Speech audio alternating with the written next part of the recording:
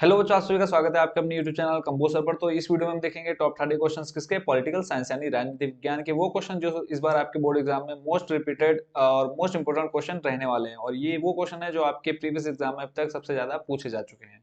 और ये क्वेश्चन आपके पिछले 5 से 10 साल के जो बीच के पेपर आ चुके हैं उनके क्वेश्चन हैं और मोस्ट रिपीटेड क्वेश्चन रखेंगे इस वीडियो में।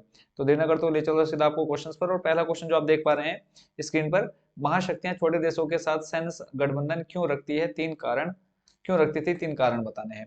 उससे पहले बच्चे कि इसके अलावा आपके जितने सब्जेक्ट है सभी सब्जेक्ट की आपकी प्रिपरेशन कराता हूँ। तो चैनल को जरूर सब्सक्राइब कर लीजिएगा क्योंकि ये वीडियो भी आपको 2 पार्ट में देखने को मिलने वाली है। ठीक है, कोशिश करेंगे कि 2 पार्ट में आपकी खत्म कर दें। 15-15 क्वेश्चन रखेंगे क्योंकि पूरा सॉल्यूशन के साथ आपको अच्छे से एक्सप्लेन करने वाला हूँ। और आपके जो अदर सब्जेक्ट हैं उनकी तैयारी भी ऑलरेडी मैं करा चुका हूँ। तो ये आपका पॉलिटिकल साइंस का लास्ट पेपर है, ठीक है, जिसके अभी तक क्वेश्चन हमने नहीं दिए थे। इसके अलावा लगभग आपके सारे सब्जेक्ट के क्वेश्चन आ चुके हैं। तो पहला जो प्रश्न आपने पढ़ा है उसका आंसर देखते हैं। और जैसे कि कारण बताने हैं हमने इसमें कि महाशक्तियां किस कारण से सैन्य गठबंधन रखती थी, किससे, छोटे देशों से। तो पहला कारण क्या है, ताकि इन देशों से वे अपने हथियारों का सौदा कर सके। यानी अब ये बड़े जो महाशक्तियां होती थी अपने क्या बनाती थी, हथियार वगैरह बनाती थे, वो बेचने भी होते थे किसी ना किसी को। तो छोटे देशों से इसलिए स्थापित करती थी दोस्ती या मित्रता, क्योंकि उनको वो अपना जो शस्त्र वगैरह है वो बेच सकें। दूसरा है छोटे देशों में सैनिक अड्डे स्थापित कर सके। तीसरा है छोटे देश सैन्य गठबंधन के अंतर्गत बड़े देशों के सैनिकों को अपने यहाँ रखते थे, जिससे महाशक्तियों पर आर्थिक दबाव कम पड़ता था। 3 पॉइंट याद करने थे, वो आपने देख लिए। चलते हैं अगले प्रश्न पर। प्रश्न है, अपरोध का तर्क से क्या अभिप्राय है, या फिर अपरोध का मूल तर्क क्या है, यह किस प्रकार से शीत युद्ध को शीत रखने में और उसे पूर्ण युद्ध बनने से रोकने में योगदान देता है। तो 2010-2014 में क्वेश्चन आ चुका है, तो इसका आंसर देखते हैं। अपरोध का मूल तर्क है रोक और संतुलन। शीत युद्ध यदि परमाणु युद्ध में बदल जाता तो दोनों पक्षों को कितना नुकसान उठाना पड़ता और कौन विजेता होता यह तय कर पाना कठिन होता। अगर कोई अपने शत्रु पर आक्रमण करके उसके परमाणु हथियारों को नाकाम करने का प्रयास करता है, तब भी दूसरे के पास उसे नष्ट करने लायक हथियार बच जाएंगे। इसे अपरोध, रोक और संतुलन का तर्क कहा गया है। दोनों ही पक्षों के पास एक दूसरे के मुकाबले और परस्पर नुकसान पहुंचाने की इतनी क्षमता होती है कि कोई भी पक्ष युद्ध का खतरा नहीं उठाना चाहता। इस तरह महाशक्तियों के बीच गहन प्रतिद्वंद्विता होने के बावजूद अप्रोच शीत युद्ध को शीत रखने में और उसे पूर्ण युद्ध बनने से रोकने में योगदान देता है। आई होप कि इसको आप अच्छे से समझ गए होंगे। यहाँ पे अवरोध का मतलब क्या है, सीधा सीधे रोक और संतुलन। अगला जो प्रश्न देख रहे हैं बच्चों, शॉक थेरेपी क्या है। और अगले क्वेश्चन को पढ़ने से पहले जिन बच्चों ने अब तक चैनल को सब्सक्राइब नहीं किया, चैनल को जरूर सब्सक्राइब कर दीजिए, ताकि जो भी नेक्स्ट वीडियो आएगी उसका नोटिफिकेशन आपको तुरंत मिल जाए। और क्योंकि आपके बोर्ड एग्जाम की मोस्ट इंपोर्टेंट क्वेश्चंस की वीडियो है ये, तो चैनल के साथ जरूर जुड़ जाइए। तो आंसर देखते हैं, शॉक थेरेपी साम्यवाद के पतन के पश्चात पूर्व सोवियत संघ के गणराज्य एवं एक सत्तावादी समाजवादी व्यवस्था से लोकतांत्रिक पूंजीवादी व्यवस्था तक के कष्टप्रद संक्रमण से होकर गुजरे। ठीक है, यानी जो साम्यवाद के पतन, वो साम्यवाद का पतन हुआ उसके पश्चात जो सोवियत संघ गणराज्य थे, ठीक है, ये एक सत्तावादी समाजवादी व्यवस्था से लोकतांत्रिक पूंजीवादी व्यवस्था तक के कष्टप्रद संक्रमण से होकर गुजरे। यानी इनको बहुत ज्यादा कष्ट देखना पड़ा। रूस, मध्य एशिया के गणराज्य और पूर्वी यूरोप के देशों में पूंजीवादी की और संक्रमण का एक विशिष्ट मॉडल बनाया गया। विश्व बैंक और अंतर्राष्ट्रीय मुद्रा कोष द्वारा निर्देशित इस मॉडल को शॉक थेरेपी का मतलब क्या होता है, आघात पहुंचाकर उपचार करना। पहले भैया वहां पर तुम विस्फोट कर दो, परमाणु हथियार से गोलीबारी कर दो, उनको बहुत मतलब नुकसान पहुंचा दो, उसके बाद फिर आप ही उनकी सहायता करो, उनका इलाज करो, तो यही आपकी क्या कहलाती है, शॉक थेरेपी कहलाती है। भूतपूर्व दूसरी दुनिया के देशों में शॉक थेरेपी की गति और गहनता अलग अलग रही, लेकिन इसकी दिशा और चरित्र बड़ी सीमा तक एक समान था। ठीक हो गया। अगला प्रश्न है, शॉक थेरेपी क्या है। और यहाँ पे पूरा थोड़ा लॉन्ग में क्वेश्चन देखने को मिलेगा, इससे पहले आपने शॉर्ट में देखा। तो अभी जो क्वेश्चन है लॉन्ग में देख रहे हैं। और उससे पहले कि जितने क्वेश्चन देख रहे हैं इन सभी को अगर आपको पीडीएफ के रूप में चाहिए तो लिंक मैं इसका डिस्क्रिप्शन में प्रोवाइड करा दूंगा पीडीएफ का, वहां से आप इसको डाउनलोड कर सकते हैं। चलते हैं इसी प्रश्न के जो कि लॉन्ग में है आपको देखने को मिल रहा है, इसका आंसर देखते हैं। और बोला है इसमें इसके परिणामों का उल्लेख कीजिए। तो यहाँ पर हम इसके टोटल ये तो पढ़ चुके हैं, शॉक थेरेपी क्या है, आघात पहुंचाकर उपचार करना। उसके बाद जो इसके दूसरी चीज आपसे पूछिए परिणाम, तो प्रत्येक देश को पूंजीवादी अर्थव्यवस्था को पूरी तरह अपनाना था। इसका आशय यह था कि सोवियत संघ के दौर की प्रत्येक सेशना से पूरी तरह मुक्ति पाना। शॉक थेरेपी की सर्वोपरि मान्यता थी कि मिल्कियत का सबसे प्रभावी रूप निजी स्वामित्व होगा। इसके अंतर्गत राज्य की संपदा के निजीकरण और व्यावसायिक स्वामित्व के ढांचे को तुरंत अपनाने की बात शामिल थी। सामूहिक फार्म को निजी फार्म में परिवर्तित किया गया और पूंजीवादी पद्धति से कृषि कार्य प्रारंभ हुआ। इस संक्रमण में राज्य नियंत्रित समाजवाद या पूंजीवाद के अतिरिक्त किसी भी वैकल्पिक व्यवस्था या तीसरे रूप को स्वीकार नहीं किया गया। शॉक थेरेपी से इन अर्थव्यवस्थाओं के बाहरी व्यवस्थाओं के प्रति रुझान बुनियादी तौर पर परिवर्तित हो गए। अब माना जाने लगा कि अधिक से अधिक व्यापार करके ही विकास किया जा सकता है। इस कारण मुक्त व्यापार को पूर्ण रूप से अपनाना अनिवार्य माना गया। तो इसमें सिर्फ आपने इतना याद रखना है। अगला प्रश्न देख रहे हैं बच्चों आप स्क्रीन पर कि सोवियत संघ के विघटन के कारण लिखिए। यानी सोवियत संघ किस तरह से खत्म हुआ या किस तरह से अपने खात्मे की कगार पर पहुंचा। तो पहला था आपका, इसमें पॉइंट है, मिखाइल गोर्बाचोव की खुलेपन की अवधारणा ने सोवियत संघ के गणराज्यों को स्वतंत्र होने की प्रेरणा दी। ठीक है, अगला है, साम्यवादी दल की शक्ति का निरंतर पतन होता गया। नेक्स्ट है, गोर्बाचोव ने सोवियत संघ की सैन्य शक्ति को कम करना प्रारंभ कर दिया था। अगला है चौथा पॉइंट, सोवियत संघ की अर्थव्यवस्था बदहाल थी। नेक्स्ट है आपका, सोवियत संघ के बाल्टिक गणराज्यों का रूस के अंतर्गत विलय उनकी इच्छा के विरुद्ध किया गया। और उसके बाद देखते हैं 7 है, सोवियत संघ के खदानों का संकट उत्पन्न हो गया था। अफगान संकट भी सोवियत संघ के पतन का कारण बना। ठीक है, तो यहाँ तक इसमें आप लोग देख लेना है। अगला प्रश्न है, अमेरिकी वर्चस्व के रास्ते में अवरोधों के बारे में लिखिए। पहले तो हम देखते हैं वर्चस्व क्या है। तो वर्चस्व शब्द का मूल प्राचीन यूनान में है। ठीक है, जो मूल ये है वर्चस्व है, इसका जो शब्द है ये प्राचीन क्या है, यूनान में है, यूनान से लिया गया। इस शब्द से किसी एक राज्य के नेतृत्व अथवा प्रभुत्व का बोध होता है। मूल रूप से इस शब्द का प्रयोग प्राचीन यूनान के अन्य नगर राज्यों की तुलना में एथेंस की प्रबलता को बताने के लिए किया जाता था। इस प्रकार हेगेमनी के पहले अर्थ का शब्द राज्यों के मध्य सैन्य क्षमता की बनावट और तोल से है। हेगेमनी से ध्वनित सैन्य प्राबल्य का यही अर्थ आज विश्व राजनीति में अमेरिका की हैसियत को बताने में प्रयुक्त होता है। अमेरिकी शक्ति के रास्ते में अवरोध। इतिहास बताता है कि साम्राज्यों का पतन उनकी आंतरिक कमजोरियों के कारण होता है। ठीक इसी तरह अमेरिकी वर्चस्व की सबसे बड़ी बाधा स्वयं उसके वर्चस्व के भीतर मौजूद है। अमेरिकी शक्ति की राह में 3 अवरोध हैं। 11 सितंबर 2001 की घटना के बाद के सालों में ये व्यवधान एक तरह से निष्क्रिय जान पड़ने लगे थे, लेकिन धीरे धीरे फिर प्रकट होने लगे थे। पहला व्यवधान स्वयं अमेरिका की संस्थागत बुनावट है। यहाँ शासन के 3 अंगों के बीच शक्ति का बंटवारा है और यही बुनावट कार्यपालिका द्वारा सैन्य शक्ति के बेलगाम इस्तेमाल पर अंकुश लगाने का काम करती है। अमेरिका की ताकत के आड़े आने वाली दूसरी अड़चन भी अंदरूनी है। इस अड़चन के मूल में है अमेरिकी समाज, जो अपनी प्रकृति में उन्मुक्त है। अमेरिका में जनसंचार के साधन समय समय पर वहां के जनमत को एक खास दिशा में मोड़ने की भले ही कोशिश करें, लेकिन अमेरिकी राजनीतिक संस्कृति में शासन के उद्देश्य और तरीकों को लेकर गहरे संदेश का भाव भरा है। अमेरिका के विदेशी सैन्य अभियानों पर अंकुश रखने में यह बात बड़ी कारगर भूमिका निभाती है। तो इतना ही आपने याद करना है, आगे जाने की जरूरत नहीं है। और उसके बाद है वर्चस्व का सैनिक शक्ति, ढांचागत ताकत एवं सांस्कृतिक परिप्रेक्ष्य में अर्थ। तो इसमें जो आपने याद करना है, ये पॉइंट आप लोग देख लीजिएगा। एक तो पहले नंबर का यहाँ तक, जहाँ तक आप टिक देख रहे हैं यहाँ तक याद कर लेना। दूसरा और तीसरा पॉइंट भी, दूसरा और चौथा पॉइंट याद कर लेना।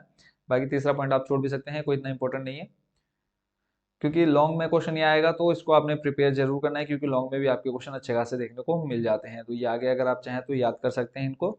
ठीक है, बट कम से कम 4 तो आपने याद कर लेने हैं। चलते हैं अगले प्रश्न पर। अगला है, आसियान विजन 2020 की 2 मुख्य बातें क्या है।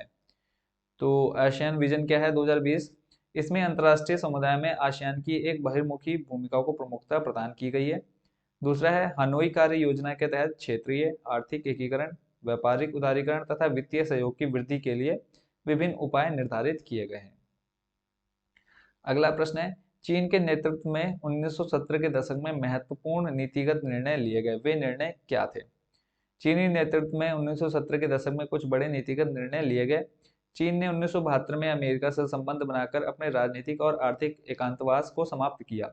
1973 में प्रधानमंत्री चाउ एन लाई ने कृषि, उद्योग, सेना और विज्ञान एवं प्रौद्योगिकी के क्षेत्र में आधुनिकीकरण के 4 प्रस्ताव रखे। 1978 में तत्कालीन नेता देंग श्याओपिंग ने चीन में आर्थिक सुधारों और खुले द्वार की नीति की घोषणा की। अब नीति यह हो गई कि विदेशी पूंजी और प्रौद्योगिकी के निवेश से उच्चतर उत्पादकता को प्राप्त किया जाए। बाजार मूलक अर्थव्यवस्था को अपनाने के लिए चीन ने अपना तरीका अपनाया। चीन ने अपनी अर्थव्यवस्था को चरणबद्ध ढंग से खोला। अगला प्रश्न है, क्षेत्रीय संगठनों को बनाने के उद्देश्य क्या है, या फिर दो उद्देश्य बताने हैं। तो यहाँ पे आप टोटल कितने पॉइंट देख रहे हैं, 7 हैं, तो इनको हम देख लेते हैं। क्षेत्रीय देशों के लोगों का कल्याण और जीवन में गुणात्मकता लाना, दूसरा पॉइंट है। क्षेत्र में आर्थिक वृद्धि, सामाजिक प्रगति एवं सांस्कृतिक विकास लाना। तीसरा है सामूहिक आत्मनिर्भरता को बढ़ावा देना। चौथा है अन्य देशों के साथ सहयोग करना। पांचवा है आर्थिक, सामाजिक, सांस्कृतिक, तकनीकी और वैज्ञानिक क्षेत्रों में आपसी सहयोग को बढ़ावा देना। 6 है एक दूसरे की समस्याओं के लिए आपसी विश्वास, सूझबूझ व सहृदयता विकसित करना। लास्ट पॉइंट भी देख लीजिए, अन्य क्षेत्रीय और अंतर्राष्ट्रीय संगठनों के साथ सहयोग करना। चलते हैं अगले प्रश्न पर। अगला प्रश्न है, आसियान से क्या आशा है, इसकी कार्यप्रणाली क्या है, और इसी को घुमा फिरा करके आपका क्वेश्चन पूछा गया है। सामान्यतः दक्षिण पूर्व एशिया के सभी राष्ट्र असुरक्षित अवस्था में थे, अतः इनकी सुरक्षा कैसे की जाए, यह प्रश्न सभी महाशक्तियों के समक्ष था। ऐसी स्थिति में ऑस्ट्रेलिया के विदेश मंत्री ने सुझाव दिया कि इस क्षेत्र की सुरक्षा करना सभी बड़े देशों का परम कर्तव्य है। आगे है, सबको मिलजुल कर इस महत्वपूर्ण क्षेत्र की सुरक्षा करनी चाहिए, क्योंकि चीन जैसी शक्ति इस क्षेत्र को हड़पने के विषय में दिन रात सोचती रहती है। अतः सर्वाधिक सुरक्षित और विश्वसनीय उपाय यही है कि एशियाई देशों को अपनी शक्ति में वृद्धि करनी चाहिए तथा एशियाई देशों को एक संगठन बनाना चाहिए। इस प्रकार 1967 ईस्वी में इंडोनेशिया, ये आपकी एशियान या आसियान की फुल फॉर्म भी है, और हर देश के सबसे जो पहला कैपिटल है उसी से आसियान शब्द का निर्माण हुआ है। तो इसमें कौन कौन से देश हैं, इंडोनेशिया हो गया, मलेशिया हो गया, सिंगापुर हो गया, थाईलैंड हो गया तथा फिलीपींस हो गया, के द्वारा दक्षिण पूर्व एशियाई राज्य संगठन का गठन किया गया। सन 1984 में ब्रुनेई, 1995 में वियतनाम, जुलाई 1997 में लाओस और म्यांमार भी इसके सदस्य बन गया। 1999 में कंबोडिया को पूर्ण सदस्यता देने के लिए पहल की गई। इसके पश्चात वर्तमान समय में आसियान की सदस्य संख्या 10 हो गई है। इन 10 सदस्यों में Indonesia, Malaysia, Philippines, Singapore, Thailand, Brunei, Vietnam, Laos, PDR, Myanmar एवं कंबोडिया की गणना की जाती है। आगे है, आसियान देशों ने भारत को अपने सहयोगी राष्ट्र मान लिया है। इस प्रकार भारत, रूस तथा चीन आसियान के पूर्ण संवाद सहयोगी देश है। आसियान का केंद्रीय सचिवालय इंडोनेशिया के जकार्ता नगर में है।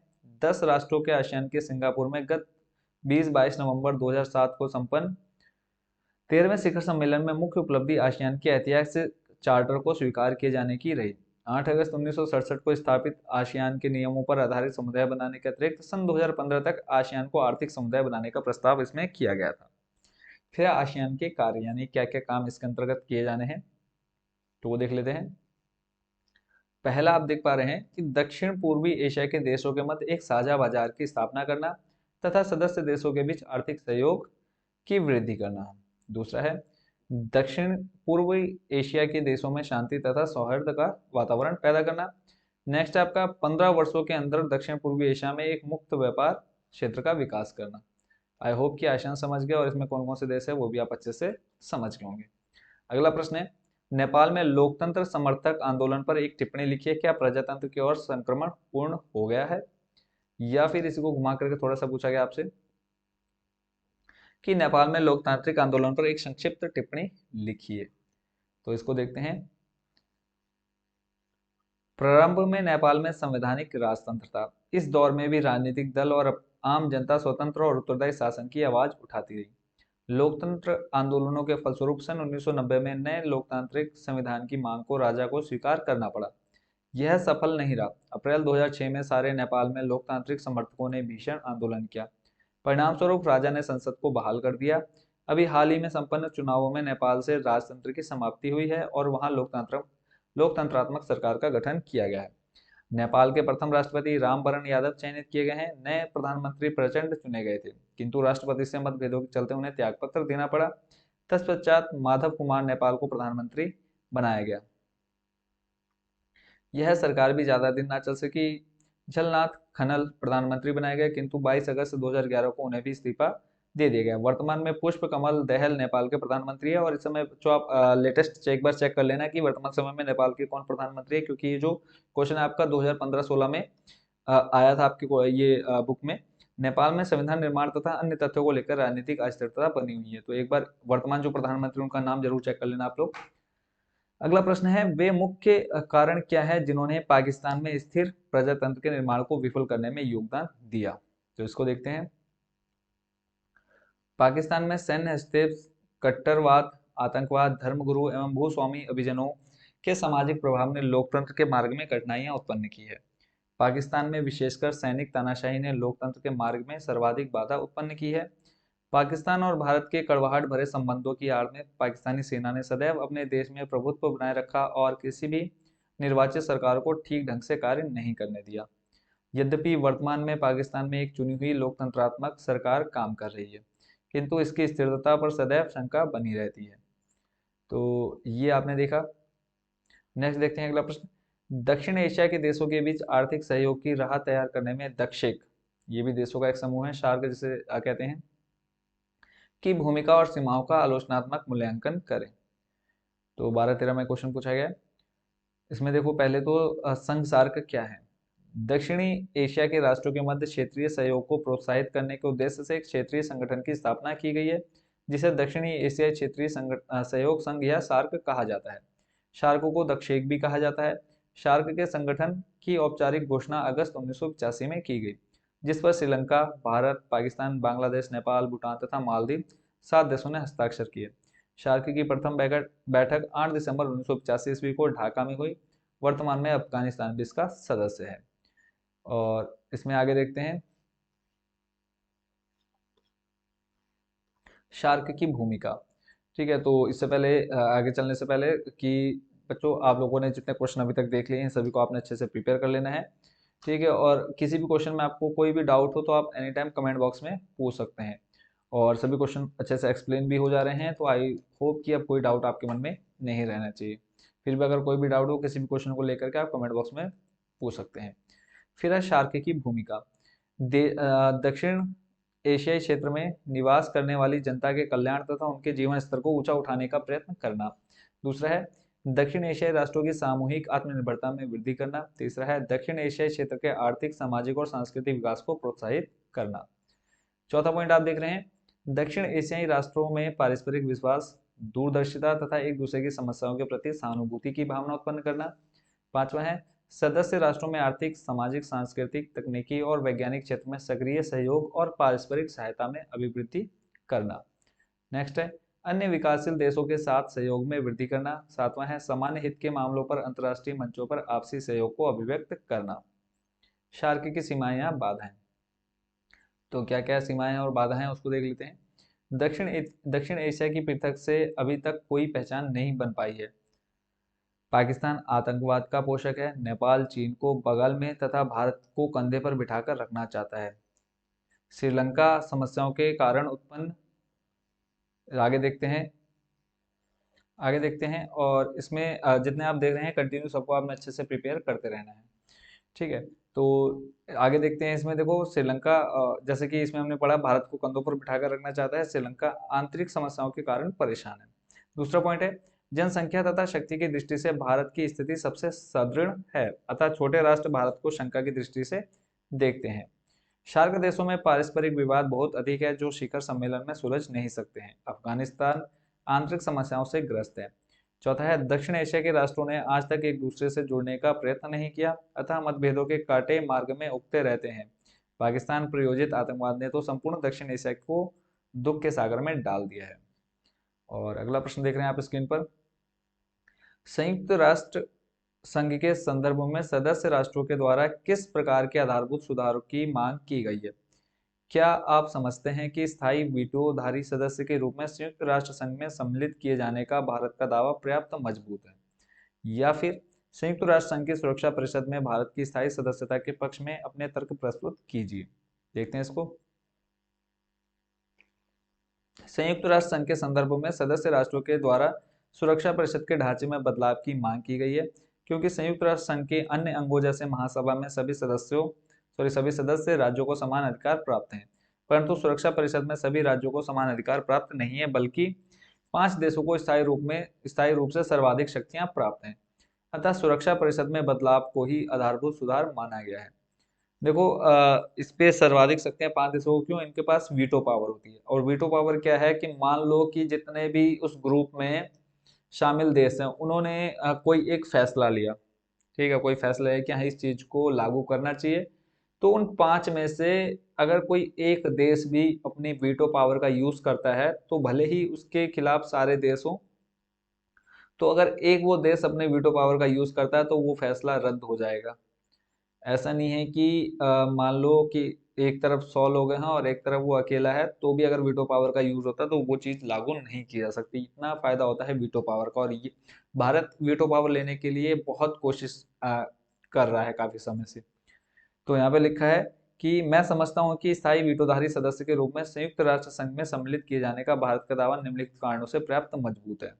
पहला है, भारत विश्व का सर्वाधिक जनसंख्या वाला दूसरा देश है। भारत विश्व का सबसे बड़ा लोकतांत्रिक देश है। संयुक्त राष्ट्र संघ की नीतियों में भारत ने हमेशा भाग लिया है। भारत विश्व की उभरती आर्थिक शक्ति है। भारत ने नियमित रूप से संयुक्त राष्ट्र संघ के बजट में अपना योगदान दिया है। तो ये कारण है जिसके कारण भारत को वीटो पावर मिलनी चाहिए और वास्तव में मिलनी चाहिए। अगला है, भारत की परमाणु नीति की संक्षेप में व्याख्या कीजिए कि परमाणु नीति क्या है। पहला पॉइंट है, भारत ने परमाणु अप्रसार के लक्ष्य को ध्यान में रखकर की गई संधियों का विरोध किया, क्योंकि ये संधियां उन्हीं देशों पर लागू होने को थी जो परमाणु शक्ति से संपन्न नहीं थे। इन संधियों द्वारा परमाणु हथियारों से संपन्न देशों के समूह के परमाणु शक्ति पर एकाधिकार को वैधता दी जा रही थी। इसी कारण सन 1995 में जब परमाणु अप्रसार संधि को अनिश्चित काल के लिए बढ़ा दिया गया, तो भारत ने इसका विरोध किया और उसने व्यापक परमाणु परीक्षण प्रतिबंध संधि यानी comprehensive test ban treaty CTBT पर भी हस्ताक्षर करने से इनकार कर दिया। दूसरा पॉइंट है, भारत ने सन 1998 के मई में परमाणु परीक्षण किया और यह जताया कि उसके पास सैन्य उद्देश्यों के लिए अणु शक्ति को इस्तेमाल में लाने की क्षमता है। अंतर्राष्ट्रीय बिरादरी भारतीय उपमहाद्वीप में हुए इस परमाणु परीक्षण को लेकर बहुत नाराज थी और उसने कुछ प्रतिबंध लगाए, जिन्हें बाद में हटा लिया गया। अगला है, भारत की परमाणु नीति में सैद्धांतिक तौर पर यह बात स्वीकार की गई है कि भारत अपनी रक्षा के लिए परमाणु हथियार रखेगा, लेकिन इन हथियारों का प्रयोग पहले नहीं करेगा। भारत की परमाणु नीति में यह बात दोहराई गई है कि भारत वैश्विक स्तर पर लागू और भेदभावहीन परमाणु निशस्त्रीकरण के प्रति वचनबद्ध है, ताकि परमाणु हथियारों से मुक्त विश्व की रचना हो। अगला प्रश्न बच्चों आप देख पा रहे हैं, और कंटिन्यू जितने प्रश्न देख रहे हैं, और वीडियो थोड़ी सी जरूर लंबी होगी क्योंकि एक एक क्वेश्चन का आंसर पढ़ने में थोड़ा टाइम जरूर लग रहा है। अगला प्रश्न है, सुरक्षा के अपारंपरिक खतरों से निपटने के लिए सैन्य संघर्ष की नहीं बल्कि सहयोग की आवश्यकता है। प्रासंगिक उदाहरणों सहित स्पष्ट कीजिए। तो इसका आंसर देखते हैं। सुरक्षा की अपारंपरिक धारणा केवल सैन्य खतरों से संबंध नहीं है, इसमें मानवीय अस्तित्व पर चोट करने वाले व्यापक खतरों और आशंकाओं को शामिल किया जाता है। इन खतरों और आशंकाओं से निपटने हेतु सहयोग आवश्यक है। विश्वव्यापी खतरे जैसे वैश्विक ताप वृद्धि, अंतर्राष्ट्रीय आतंकवाद तथा एड्स और बर्ड फ्लू जैसी महामारियों के मद्देनजर 1990 के दशक में विश्व सुरक्षा की धारणा उभरी। कोई भी देश इन समस्याओं का समाधान अकेले नहीं कर सकता। चूंकि इन समस्याओं की प्रकृति वैश्विक है, इसलिए अंतर्राष्ट्रीय सहयोग अत्यंत आवश्यक है। अगला प्रश्न है, साझी परंतु अलग अलग जिम्मेदारियों से क्या तात्पर्य है? पृथ्वी सम्मेलन किस वर्ष आयोजित किया गया? तो इसका आंसर देखते हैं। विश्व पर्यावरण तेजी से प्रदूषित हो रहा है। अधिकतर देश अंधाधुंध प्राकृतिक संसाधनों का दोहन कर रहे हैं। इससे मानव सभ्यता खतरे में आ गई है। इसलिए कहा गया है कि पर्यावरण को बचाने में सभी की साझी जिम्मेदारी है, जबकि विभिन्न देशों के इस विषय में अलग अलग विचार है। संयुक्त राष्ट्र संघ के जलवायु परिवर्तन से संबंधित नियमाचार में भी कहा गया है कि प्रत्येक देश अपनी क्षमता अनुसार पर्यावरण को नुकसान पहुंचाने के अनुपात में कमी लाने की दृष्टि से अपनी भागीदारी पर साझी परंतु अलग अलग भूमिका निभाएगा। पृथ्वी सम्मेलन 1992 में हुआ। कहाँ हुआ था? Rio de Janeiro. अगला है, वैश्वीकरण में प्रौद्योगिकी का क्या योगदान है, या वैश्वीकरण का कारण संक्षेप में दीजिए। तो इसका आंसर देखते हैं। वैश्वीकरण में प्रौद्योगिकी का बहुत योगदान है। वैश्वीकरण का प्रमुख कारण भी प्रौद्योगिकी ही है। 1990 के दशक में आई प्रौद्योगिकी की क्रांति ने विश्व को एक छोटा गांव बनाने में महत्वपूर्ण भूमिका का निर्वाह किया है। छोटा सा गांव यानी आपको पता है कि अगर आपका गांव छोटा है तो कोई भी एक दूसरे के घर आसानी से घूम सकता है, या हमें कुछ भी चाहिए होगा तो आसानी से हम यहाँ से वहां जाकर के ला सकते हैं। ऐसे ही वैश्वीकरण में क्या हुआ कि विभिन्न देशों को इतना वो कर दिया गया कि मतलब संचार माध्यम या परिवहन ये सब हमने इतना वो कर दिया, विकास कर दिया है कि अब हमें विभिन्न देश भी क्या लगते हैं, छोटे गाँव की तरह ही लगते हैं। दूरसंचार के साधनों ने विश्व को एकाकार कर दिया है। प्रौद्योगिकी के कारण ही विश्व के अनेक भागों में विचार, पूंजी एवं वस्तुओं की आवाजाही सरल हुई है। इस प्रकार स्पष्ट है कि वैश्वीकरण में प्रौद्योगिकी का बहुत योगदान है। अगला प्रश्न देख रहे हैं बच्चों आप स्क्रीन पर। वैश्वीकरण के राजनीतिक, आर्थिक एवं सांस्कृतिक प्रभावों का वर्णन कीजिए। तो इस प्रश्न का उत्तर देखते हैं। वर्तमान समय में संचार क्रांति ने समस्त संसार की दूरियां कम करने में महत्वपूर्ण भूमिका निभाई है। इसी कारण संपूर्ण विश्व एक विश्व गांव में बदल गया है। विश्व में संचार क्रांति की प्रभावशाली भूमिका के कारण एक नई विचारधारा का जन्म हुआ है, जिसे वैश्वीकरण कहा जाता है। वैश्वीकरण का मुख्य कारण वास्तव में व्यापारिक क्रियाकलापों, विशेषकर विपणन संबंधी क्रियाओं का अंतर्राष्ट्रीयकरण करना है। वैश्वीकरण में आर्थिक, सांस्कृतिक एवं राजनीतिक प्रभावों का वर्णन इस प्रकार है। सबसे पहले है राजनीतिक प्रभाव। ठीक है, राजनीतिक प्रभाव आप इसको स्क्रीनशॉट लेकर के पढ़ सकते हैं यहाँ से, या वीडियो को रोक करके इसको पूरा पढ़ लीजिएगा। ठीक है, तो यहाँ पे आप पूरा पढ़ सकते हैं इसको। नेक्स्ट चलते हैं। दूसरा है आपका आर्थिक प्रभाव। आर्थिक प्रभाव भी बच्चों आप वीडियो को रोक करके यहाँ पे पूरा पढ़ लीजिएगा। इसमें कुछ खास नहीं है, अगर आप एक बार पढ़ लेंगे तो आपको पूरा याद रहेगा। तीसरा है आपका सांस्कृतिक प्रभाव। तो सांस्कृतिक प्रभाव आप चाहे स्क्रीनशॉट ले लीजिए या फिर उसको वीडियो रोक करके पूरा पढ़ लीजिए। ठीक है, और लास्ट में जैसे है लास्ट वाला लाइन, नीली जींस पर खादी का कुर्ता पहनना पसंद करते हैं। तो ये अलग अलग है लोगों की थिंकिंग, तो आप इसको अच्छे से प्रिपेयर कर लीजिएगा। और उसके बाद जो क्वेश्चन है, ठीक है, उसको देखते हैं। इसमें जैसे कहा गया है, क्या आप इस तर्क से सहमत है कि वैश्वीकरण से सांस्कृतिक विभिन्नता बढ़ रही है? विवेचना कीजिए। तो इसका आंसर देखते हैं। वैश्वीकरण के परिणाम सिर्फ आर्थिक और राजनीतिक क्षेत्रों में ही नहीं नजर आते। हम घर में बैठे हों तब भी इसकी चपेट में होते हैं। हम जो कुछ खाते पीते हैं, पहनते हैं अथवा सोचते हैं, सब पर इसका असर दिखाई देता है। हम जिन बातों को अधिक पसंद करते हैं, वे बातें भी वैश्वीकरण के प्रभाव में निश्चित होती हैं। वैश्वीकरण के सांस्कृतिक प्रभावों को देखते हुए इस भय को बल मिला है कि यह प्रक्रिया विश्व की संस्कृति को खतरा पहुंचाएगी। वैश्वीकरण से यह होता है क्योंकि वैश्वीकरण सांस्कृतिक समरूपता ले आता है। सांस्कृतिक समरूपता का यह अर्थ नहीं है कि किसी विश्व संस्कृति का उदय हो रहा है। विश्व संस्कृति के नाम पर वास्तव में शेष विश्व पर पश्चिमी संस्कृति ला दी जा रही है। कुछ लोगों का तर्क है कि बर्गर अथवा नीली जींस की लोकप्रियता का नजदीकी रिश्ता अमेरिकी जीवन शैली के गहरे प्रभाव से है, क्योंकि राजनीतिक और आर्थिक रूप से प्रभुत्वशाली संस्कृति कम ताकतवर समाजों पर अपनी छाप छोड़ती है, और संसार वैसा ही दिखता है जैसा ताकतवर संस्कृति इसे बनाना चाहती है। ठीक हो गया। जो यह तर्क देते हैं वे अक्सर दुनिया के मैकडोनाल्डीकरण की तरफ इशारा करते हैं। उनका मानना है कि विभिन्न संस्कृतियां अब अपने को प्रभुत्वशाली अमेरिकी ढर्रे पर ढालने लगी हैं। चूंकि इससे पूरे विश्व की समृद्ध सांस्कृतिक धरोहर धीरे धीरे खत्म होती है, इसलिए यह केवल गरीब देशों के लिए ही नहीं बल्कि समूची मानवता के लिए खतरनाक है। तो इतना ही आपने इसमें लिख देना, ज्यादा याद करने की जरूरत नहीं है। अगला प्रश्न बच्चों आप स्क्रीन पर देख पा रहे हैं, और जो आज आपका फर्स्ट पार्ट है और इसका लास्ट क्वेश्चन है। ठीक है, नेक्स्ट जो सेकंड पार्ट आएगा उसमें बाकी के बच्चों के क्वेश्चन को भी हम देखेंगे, बट आज का जो लास्ट क्वेश्चन है उसको हम जल्दी जल्दी करते हैं खत्म। और चैनल को जरूर सब्सक्राइब कर लीजिएगा ताकि जो आने वाली इसका सेकंड पार्ट है वो भी आपको मिल जाए, और बोर्ड एग्जाम से रिलेटेड जो भी आपकी इन्फॉर्मेशन होती है या अपडेट होती है वो भी आपको चैनल पर तुरंत देखने को मिल जाती है। तो चैनल के साथ जरूर जुड़े रहिएगा। लास्ट प्रश्न है आज का, वैश्वीकरण का अर्थ बताइए। वैश्वीकरण के आलोचक इसके विरुद्ध क्या तर्क देते हैं? ठीक है, तो 3-4 प्रकार से क्वेश्चन घुमा फिरा करके पूछा गया, तो आप देख लीजिएगा। प्रत्येक राष्ट्र की अपनी एक अर्थव्यवस्था होती है। पिछले कुछ दशकों से विश्व के सभी राष्ट्रों का यह प्रयास रहा है कि संपूर्ण विश्व को एक अर्थव्यवस्था एवं एक विश्व का रूप प्रदान किया जाए।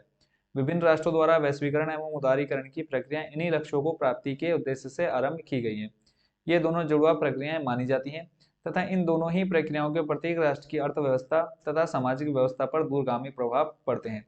इस प्रकार किसी राष्ट्र की अर्थव्यवस्था का विश्व की अर्थव्यवस्था के साथ समन्वय ही वैश्वीकरण कहलाता है। इसे भूमंडलीकरण या विश्व व्यापीकरण भी कहा जाता है। और आगे देखते हैं इसमें क्या लिखा है। भारत में वैश्वीकरण का विरोध कई हलकों से हो रहा है। आर्थिक वैश्वीकरण के खिलाफ वामपंथी तेवर की आवाजें राजनीतिक दलों की तरफ से उठी हैं, तो इंडियन सोशल फोरम जैसे मंचों से भी। ठीक है। औद्योगिक, श्रमिक और किसानों के संगठनों ने बहुराष्ट्रीय निगमों के प्रवेश का विरोध किया है। कुछ वनस्पतियों मसलन नीम को अमेरिकी और गुलाम यूरोपीय फर्मों ने पेटेंट कराने के प्रयास किए हैं। इसका भी कड़ा विरोध हुआ। वैश्वीकरण का विरोध राजनीतिक के दक्षिणपंथी खेमों से भी हुआ है। यह खेमा विभिन्न सांस्कृतिक प्रभावों का विरोध कर रहा है, जिसमें केबल नेटवर्क के जरिए उपलब्ध कराए जा रहे विदेशी टीवी चैनलों से लेकर वैलेंटाइन डे मनाने तथा स्कूल कॉलेज के छात्र छात्राओं की पश्चिमी पोशाकों के लिए बढ़ती अभिरुचि तक का विरोध शामिल है। ठीक है। और यहाँ तक जितने क्वेश्चन देखे ये आज के फर्स्ट पार्ट में आपके कंप्लीट हैं। इसके बाद और जो आपके मोस्ट इंपोर्टेंट क्वेश्चन बचे हैं, लगभग 10 से 15 क्वेश्चन और हैं जो आपके हम नेक्स्ट यानी सेकंड पार्ट में लाएंगे। तो चैनल के साथ जरूर जुड़े रहिएगा, ताकि जो नेक्स्ट पार्ट आएगा वो आपको तुरंत उसका नोटिफिकेशन मिल जाए। क्लियर है। और जितने क्वेश्चन आज हमने देखे इनको आप अच्छे से प्रिपेयर कर लीजिएगा। बाकी आप सभी को बेस्ट विशेष आपके बोर्ड एग्जाम के लिए। भगवान से प्रार्थना करूंगा कि आप जितनी मेहनत कर रहे हैं उससे डबल आपको मार्क्स एग्जाम में मिले और सारे क्वेश्चन आपके पढ़े हुए हैं। और आप सभी का बहुत बहुत धन्यवाद इस वीडियो को देखने के लिए। मिलते हैं नेक्स्ट यानी सेकंड पार्ट में। तब तक आप सभी से अलविदा and again thank you so much watching for this video.